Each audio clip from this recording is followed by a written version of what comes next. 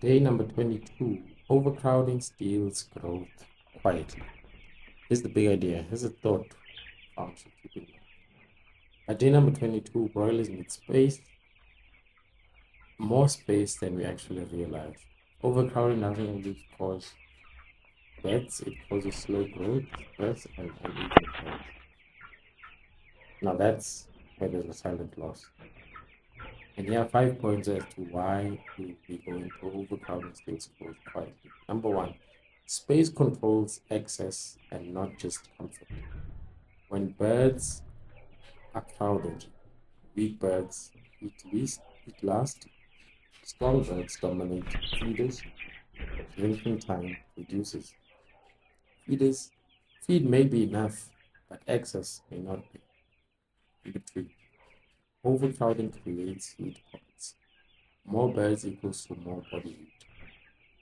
Crowded areas means there's a trap in the heat, there's a reduction in airflow, there's an increase in stress. Heat stress and overcrowding work together to reduce growth.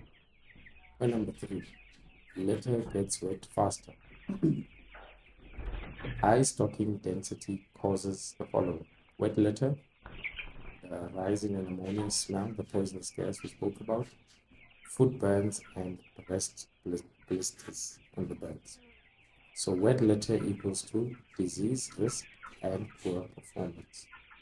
And number four, stress lowers the immunity of your birds. Crowded birds rest less, fight more, and stress constantly. So what happens is you find stress weakens the bird's immunity, even if vaccines are done correctly. And number five, many farmers overstock to make more money. But the truth is, more birds does not necessarily mean more profit. Poor growth cancels out all those numbers. Fewer birds that grow well often make more. How does this affect our pockets? You might be asking. That overcrowding leads to poor feed conversion. Your birds will be consuming more, but they will be growing more. Uneven weights. There will be a small, medium, and large birds within one coop that start at the same cycle. Number three is that there will be higher medicine costs. Vaccines, supplements, stress packs, all of that. There is money because we have more birds. And ultimately, you will have a lower final income. Why? It's because of the variation, the fluctuation in the birds' weight.